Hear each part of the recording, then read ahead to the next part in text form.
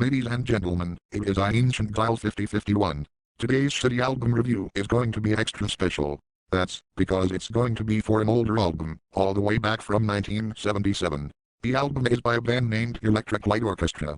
The Electric Light Orchestra, or simply ELO, as many of their fans would casually refer to them as. Perhaps you know about this band, or you are like I was, someone knowingly having heard handfuls of their tunes from time to time during your life.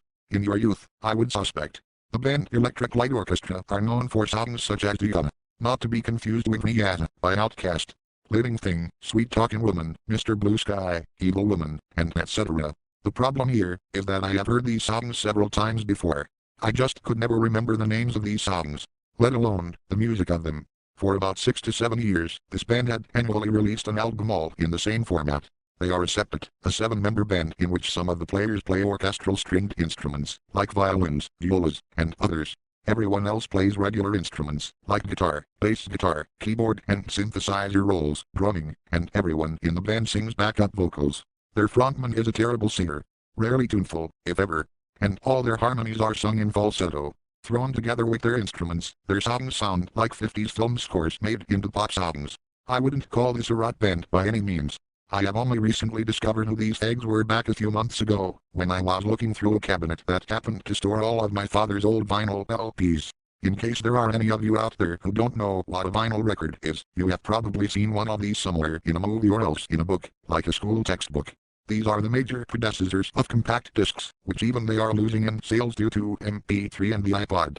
One of the most striking features about these vinyl records is that they typically only hold around 20 minutes of music on both sides, meaning you have to flip the damn thing over halfway through the album.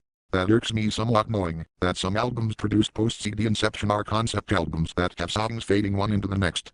There are vinyl LP versions of these albums, like Still Life by Opeth, and I think I would find it strange to be listening to the song Godhead's Lament, and having a minute and a half of silence before Benighted, as I am switching to the next side. Musicians and record producers back then didn't predict that the CD would ever come around, so all of their albums and songs were written to fit that 20 minutes per one side, with most albums averaging at 40 minutes in length. There are many terrific albums, since 1990, which surpass 60 minutes in length.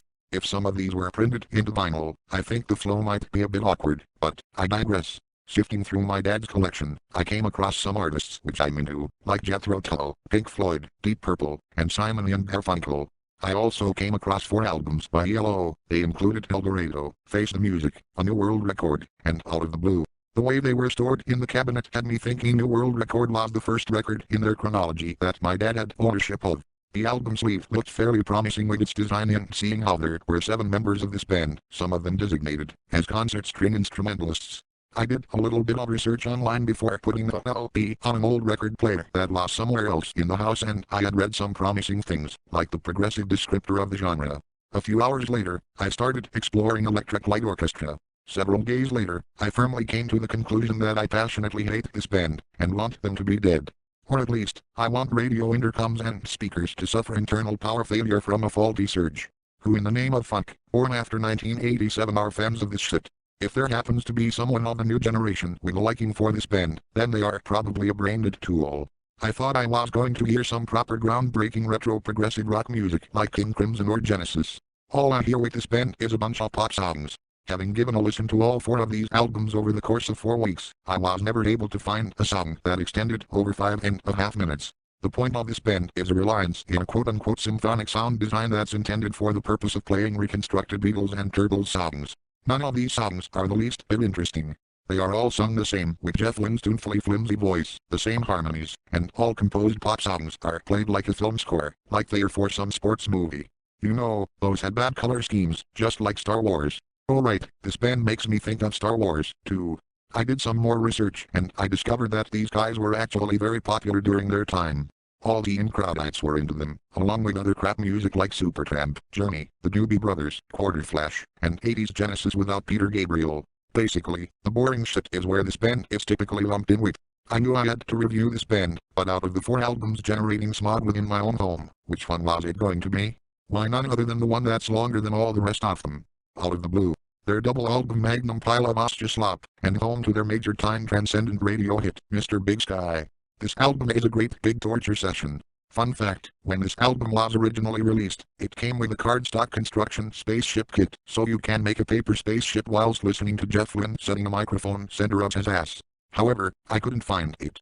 My dad said he put it together and then it went missing, before he moved into the house in which I'd grown up in. Well, too bad for me. Out of the Blue is just like the 6 or 7 albums which preceded itself, but longer in length. All the songs sound and are written the same, with sparingly a shake-up of instrumentation preceding's variety. They are all merry and feel-good and purposeless and gritless and make splurging usage of yippee falsetto harmonies in the background. Who the fuck is looking for yippee goddamn vocal harmonies like these? They are absolutely everywhere, and it's nothing short of appalling, at every revolution of this record. Absolutely zero substance to any of the songs in this record. None of the instrumentation ever comes across as standout. It's all too modest, in the wrong way.